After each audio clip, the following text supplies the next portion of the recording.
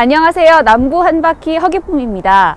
남구 한바퀴는 우리 동네 남구의 다양하고 재미있는 소식들을 모아서 소개하는 프로그램인데요. 오늘 첫 시간으로 양림동 역사문화마을에 나와 있습니다. 이 양림동 역사문화마을은 광주 최초로 서양 근대문물을 받아들인 곳이라고 하는데요. 우리나라 전통 문화재도 잘 보존되어 있다고 합니다.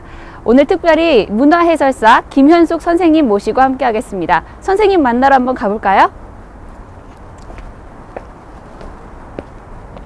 선생님 안녕하세요. 네, 반갑습니다.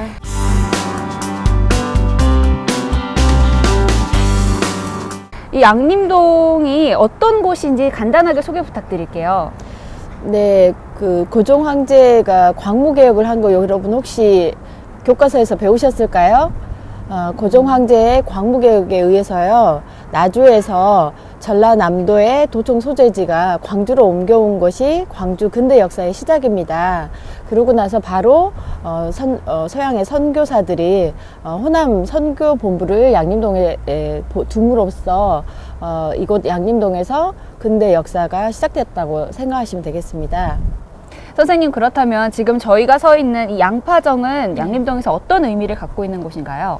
네, 1914년에 양파 정락교 선생님이 자신의 호를 따서 양파정이라고 하는 이 정자를 석서정 대신 이제 짓게 되거든요. 그래서 강 위에 풍류가 멋진 이 정자가 들어서고요. 이곳은 기생협동조합이라든가 이런 연예인 협동조합 같은 그런 조합이 결성되면서 각종 공연이, 전통적인 공연이 이곳에 열리게 됩니다. 그러다 보니까 이곳에서, 이 양림동에서 자라났던 뭐 정근 선생님이라든가 정주 선생님들, 그리고 뭐 정율석 이런 분들이 많은 영향을 받게 되죠. 여러분 혹시 텔레비전에 내가 나왔으면 그 노래 기억하시나요? 그분이 바로 정근 선생님, 그러니까 양파 정락교의 외손주거든요. 그래서 그런 문화적인 어떤 컨텐츠가 모인 곳이 바로 양림동 시작점인 이 양파정이라고 보시면 되겠습니다. 이곳이 그렇다면 이제 광주의 어떤 음악계의 뿌리라기보다는 깊은 뿌리가 있는 네, 거죠. 그런 후손이라고 볼 수도 있는 거네요. 네, 그러죠. 네. 알겠습니다. 선생님 말씀 들으니까 양림동이 가진 게 정말 많은 마을 같아요. 그렇다면 저희가 이번엔 인물 위주로 가보려고 하는데 다음엔 어디로 가보는 게 좋을까요? 네, 그러면 이장우 가옥으로 한번 가보실까요? 네, 가시죠. 네.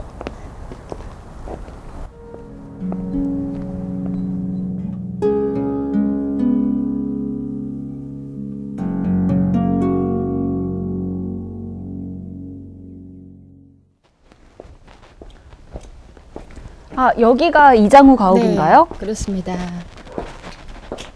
아, 보기만 해도 꽤 고풍스러운 네. 집 같은데요. 광주에 이렇게 고풍스러운 가옥이 있는지 몰랐어요. 네, 이 집은 1899년에 지어졌어요. 아까 말씀드린 대로 광무개혁 이후에, 광무개혁이 제일 중요한 거는 신분제를 철폐하는 거였잖아요. 그래서 그렇죠.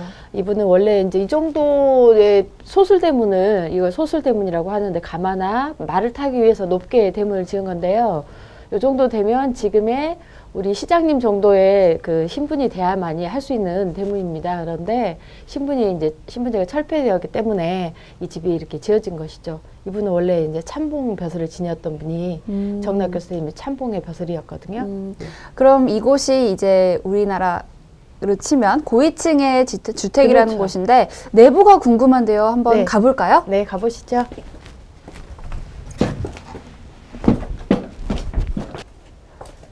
이쪽으로 오세요. 저기 안채로 한번 가보시게요. 네. 와, 이런 곳은 전 처음인데 전통 가옥에 또 현대스러운 것들이 섞여 있네요. 이곳을 보니까 이제 제가 여태까지 봐왔던 그야말로 정통 가옥은 아닌 것 같아요. 그렇죠.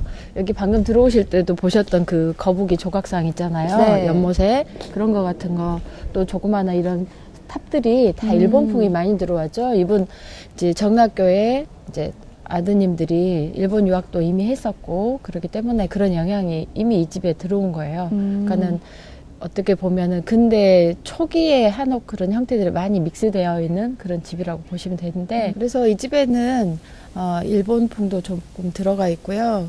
신분제 철폐 이후에 되었던 집이기 때문에 이런 부연이라든가 또 주춧돌을 이렇게 다듬어 놓은 주춧돌이거든요. 보통 자연석에 덤벙주초라고 하는 거를 사용하는데, 또 계단 옆에 계단 날개, 이런 계단 이런 부분들이 신분제 철폐 이후에 되어 있기 때문에 다른 주택하고는 좀 틀릴 것입니다.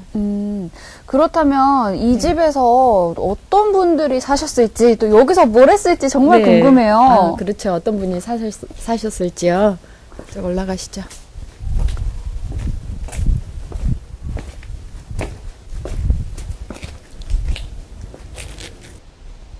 어떠신가요? 집이 고요하게 괜찮죠? 네, 정말 멋있어요. 네, 저는 이런 주택에 오면은 이 집에는 누가 살았을까 이런 생각을 해보는데요.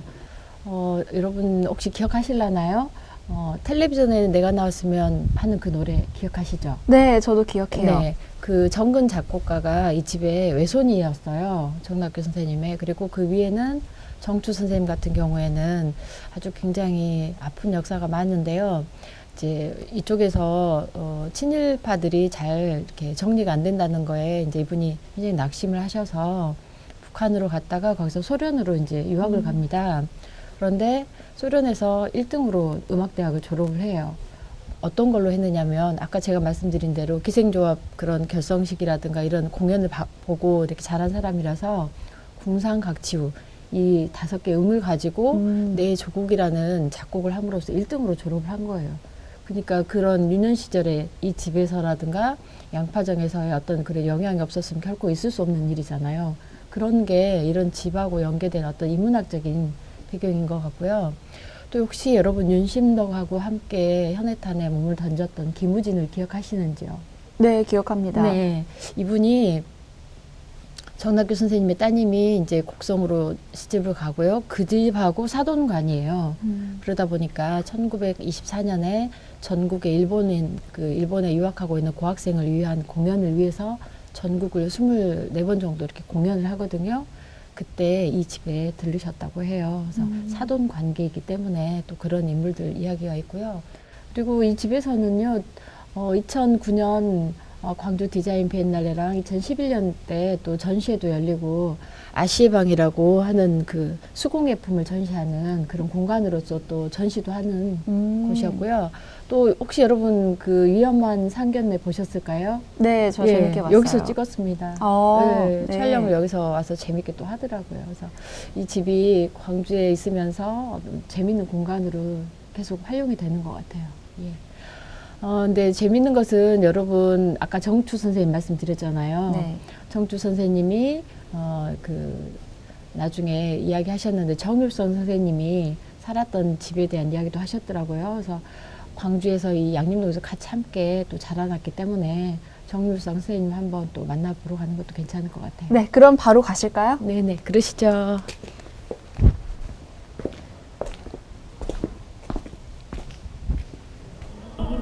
선생님, 여기 음표 가로등도 있고 뭔가 또 의미를 담고 있는 곳 같아요. 네, 이곳은 정율성이 이곳에 살았다는 걸 기념하기 위해서 정율성 롤을 네. 만든 곳이거든요.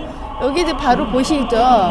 여기 바로 길거리 전시관인데요. 연안송이라고 중국에 있는 깊은 연안 그 내륙 지방에 있는 그 연안이라는 그 장소를 이분이 음악적으로 표현한 거예요. 지금 나오는 음악이 그거예요. 이렇게 체험할 수도 있게 해놨네요. 네, 여기 다 눌러보시면은 이분이 했던 그런 음악들을 다 들을 수 있고요. 중국인민해방군 군관 아시죠? 이번에 시진핑이 두 나라의 그 국가를 잡고 간 사람은 정율성밖에 없었다라고 서울대학교에서 또 강연도 하셔가지고 이분이 갑자기 또 부상한 면도 없잖아 있죠. 네. 그럼 이렇게 거리까지 꾸몄을 정도면 네. 또 다른 어떤 기념물이 있을 것 같아요. 네, 네.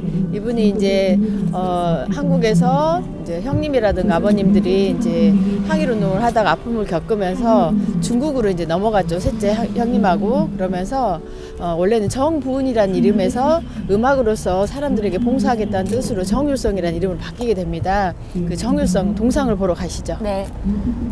네, 정율성 동상입니다. 어떠세요? 힘이 느껴지는 그죠. 동상이네요. 굉장히 역동적으로 한국에서 보통 동상을 제작하는 음전한 그런 모습하고는 좀 틀리죠. 네. 이거는 중국에서 청년연합회에서 만들어서 부산을 거쳐서 이 광주에 와서 이곳에 자리한 것입니다. 네. 그래서 중국에서 3대 혁명 음악가 중에 한 분으로 들어가시는 정율성 선생님을 기념하는 동상이에요. 중국에서 굉장히 많은 분들이 이분을 만나러 또 오거든요. 그래서 중국의 정말 3대 음악가인 정율성이 광주 출신, 그리고 또 양림동 출신이 맞냐 이러면서 직접 확인하러 오신 분들이 굉장히 많습니다. 중국에서도 정율성 선생님의 온기를 느끼기 위해 정율성 생가에도 찾아온다고 합니다. 그런데 아쉽게도 지금은 정율성 생가 내부를 둘러볼 수 없는데요. 대신 이렇게 근현대의 양림동을 엿볼 수 있는 곳이 있습니다. 김현승 시인과 정율성 음악가의 실제 사이즈와 비슷하게 만든 판넬을 비롯해 당시 양림동과 그곳에 거주했던 주민들의 모습을 볼 수 있는 사진 자료들이 보존돼 있습니다.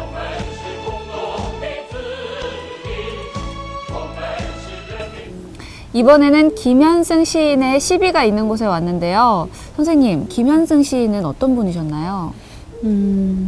지금 커피 같은 분? 왜냐하면 김현승 시인은 워낙 커피를 좋아하셨대요. 그래서 우리나라로 치면은 바리스타 1호쯤 되시는 그런 분이세요. 이제 이분이 워낙 커피를 좋아하셔서 브랜딩을 해서 그 당시에 1913년생이시거든요. 근데도 커피를 브랜딩해서 커피를 드시고요. 뭐 사발에다가도 커피를 드실 정도로 저기 사진 보이시죠? 김현승 시인이 찻잔을 들고 있잖아요. 다 그런 의미에서 나온 사진입니다. 이 자리에 제가 왔는데 마음이 참 그러네요.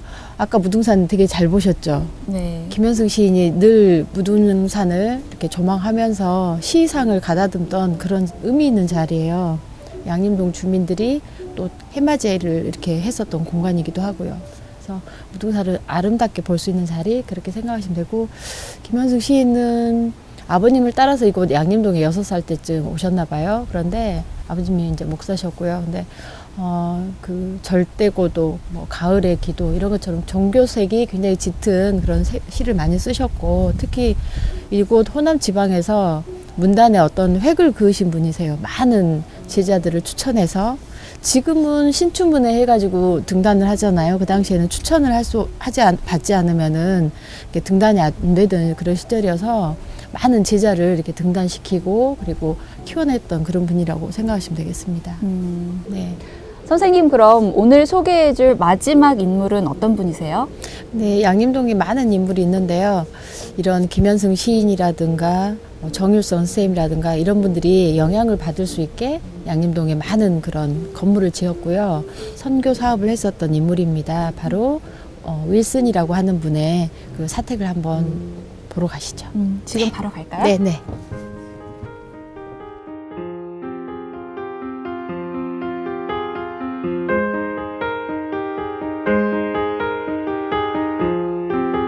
자꾸만 걷고 싶어지게 만든 양림동.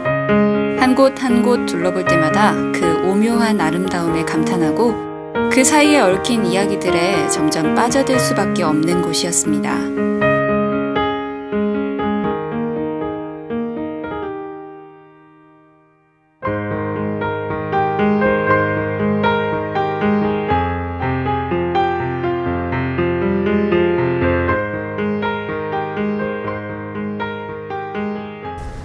선생님, 여기는 저희가 여태 본 곳과는 느낌이 사뭇 다르네요. 그렇죠. 이게 이제 1910년경에 윌슨이라고 하는, 그러니까 기독병원의 2대 원장으로 오신 분이 이 건물을 지은 거거든요. 그래서 미국식이죠. 이 건물에서는 여러 가지 일들이 일어나는데요. 특히 광주에서 나원자를 치료하는 그런 역사가 시작됐다, 그렇게 생각하시면 되는 그런 일들이 있었고, 그다음에 뭐 충현원이라고 하는 어린 고아들, 영아들을 이렇게 또 수용해서 치료해주고 키웠던 그런 이야기들이 있고요. 재밌는 것은 이 자리에 예전에 사진을 보면은 여성분들만 앉아서 사진을 찍으셨어요, 이 계단에. 그래서 무슨 일일까 했더니 남녀 유별한 거 있죠. 그럴 때까지만 해도 그런 사연들을 가지고 찍혀진 사진들도 있고요. 그래서 선교사 부인이 딸기 모종 들여와서 여기서 스트로베리 축제를 할 때 그 당시의 사진들이 이렇게 또 남아있어요. 기록으로요. 근데 여기 보니까 호랑가시 나무도 참 많이 심어져 있어요. 그렇죠. 겨울이라서 다른 이파리들이 이제 다 지고 나니까 호랑가시 나무가 눈에 탁 튀는 곳이 특징인데요. 제 생각에는 선교사들이 이쪽에 오려고 했지만 그 원래 신약파크 쪽에 장원봉이라고 있어요. 지리적으로 굉장히 좋은 곳인데 그때 당시만 해도 호랑이가 굉장히 많아서 안 되겠다 싶어서 그 다음 장소로 잡은 곳이 바로 여긴데 제 생각인데요. 호랑가시를 나무를 본 순간 아 이건 신의 계시다 이런 생각했을 것 같아요. 왜냐면 크리스마스 카드에는 호랑가시 나무 이파리하고 빨간 열매를 붙이는 게 크리스마스 카드의 시초잖아요. 네. 그래서 아마 그런 걸 어떤 영감을 받았지 않느냐 그런 생각을 해봐요. 제가 볼 때는. 또 이곳이 이렇게 또 다른 매력을 갖고 있는 곳이다 보니까 많이 알려졌을 것 같은데. 여기는 웨딩 포토도 많이 찍고요. 구미호 외전 혹시 선생님 보셨을까요? 김태희 열심히 남았던. 봤습니다. 김태희가 여기 와서 항상 촬영을 했던 장소가 바로 이 건물이에요. 영화 배경지로도 많이 이곳이 좀 유명해졌죠. 또 재밌는 건요. 윌슨 부인의 이제 윌슨이 이곳에서 7명의 자녀를 낳고 키웠는데 그 자녀들이 기억하는 그 사건 중에 하나인데 일본에 의해서 일본이 이제 무기를 불법무지 소지 그거를 근거로 해서 수색을 가끔 왔나 봐요. 네. 그러면은 하루는 윌슨 부인이 권총을 숨겨놓는다고 벽 사이에 던지면서 결혼 반지가 빠졌대요. 금반지가. 근데 이제 그 자녀가 이야기하니까 저희들은 믿는 거잖아요. 그 반지를 못 찾았대요, 끝까지. 이 집 어딘가에가 그게 숨겨진 그런 스토리가 좀 있거든요. 그래서 여기 올 때마다 그 반지가 어디 있을까 이런 생각을 가끔 해보면 되게 재미있어요. 그리고 이제 윌슨 같은 경우에는 되게 머리가 좀 샤프하고 사업적인 어떤 역량이 많은 분이었던 게 병원 운영도 잘했지만 또 친구들한테 한국에 조선에 와봐라 그러면은 굉장히 사냥감이 많다 이래서 오잖아요. 여기서 파티도 열고 하면서 그런 이야기들을 했대요. 한국에 저렇게 콩처럼 많은 아이들이 있는데 너희들이 뭐 보너스 받은 거 이달 거 조금만 내놓으면 저 아이들이 많이 학교도 다닐 수 있고 배울 수 있고 또 먹을 수 있고 하니까 내 나라에서 이런 헌금도 굉장히 잘 받는 그런 능력자였다고 제가 들었습니다. 그래서 그분이 수피아 학교라든가 뭐 숭일학교 이런 데 그 건축을 했던 역사들이 굉장히 많아요. 그래서 이렇게 또 이 건물도 남아있는 거고요. 예. 저기 마당 보이시죠? 네. 여기는 굉장히 의미 있는 공간인 게 아까 정율성 선생님 말씀드렸잖아요. 네네. 그분의 외삼촌인 오방 최영종 선생님이 나 환자를 만나면서 어떻게 보면 인생의 커다란 전환점을 가졌던 그곳이 바로 이 마당입니다. 이제 오웬이란 분이 선교를 왔다가 갑자기 사명하면서 그분을 치료하라고 포사이트라는 분에게 이제 전보가 가거든요. 그래서 그 전보를 받고 왔던 포사이트가 중간에 나 환자를 싣고 와요. 그런데 그 나 환자를 여기서 만나게 되면서 굉장히 삶이 달라지는 그런 공간이 된 거예요. 9살 때 어머니를 잃고 이렇게 비행 청소년처럼 최주목이라는 별명을 가지고 있을 정도로 이렇게 그런 생활을 하던 분인데 선교사들이 하는 그 나 환자를 대하는 그 모습을 보고서는 지금 그 이마트 자리 있죠, 봉선동에 그쪽에부터 남부경찰서 있는 1000여 평의 땅을 내놓게 되거든요. 그러면서 전국에서는 최초로 나 환자를 위한 그 민간에서 그 병원이 지어지게 돼요. 그러니까 어떻게 보면 광주 공동체 정신 그런 것들이 이 마당에서 나왔다고 생각하시면 될 것 같아요. 선교사들이 아무리 여기다 많은 걸 갖다 주고 좋은 일을 해도 그거를 우리들이 이렇게 잘 갖고 내지 않으면 의미가 없잖아요. 근데 정말 광주 사람들은 그런 면에서 굉장히 대단한 것 같아요. 오늘날 어떤 광주 공동체 정신의 원조라고 생각하시면 될 것 같습니다. 오늘 양림동 역사문화마을 인물편을 맞아서 이곳에 얽힌 많은 사람들의 이야기를 들을 수 있었는데요. 선생님, 저희 다음번에 기독교 편 네. 촬영에 네. 도움을 주시면 감사하겠습니다. 네, 알겠습니다. 오늘 반가웠습니다. 감사합니다. 네. 양림동의 흔적을 담긴 인물과 함께한 시간 어떠셨나요? 저는 시간을 초월하는 듯한 느낌이 들었습니다. 인간의 노력을 역사라고 부른다고 합니다. 그만큼 우리나라를 또 양림동을 사랑한 사람들의 노력이 있었기에 지금의 역사문화마을이 탄생할 수 있었다는 생각이 드는데요. 서울의 북촌이나 삼청동만큼이나 고즈넉하면서도 시간이 빚어낸 깊이를 담고 있는 마을 양림동 역사문화마을만큼 매력적인 곳이 또 있을까요? 남구 한 바퀴, 다음에는 양림동과 기독교 역사문화편으로 찾아오겠습니다.